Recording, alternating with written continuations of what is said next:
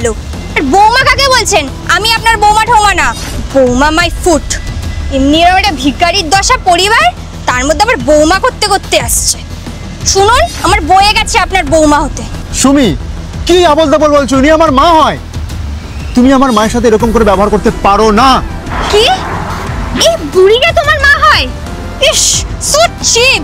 চলো মা, রাগ করো না, ঘরে চলো।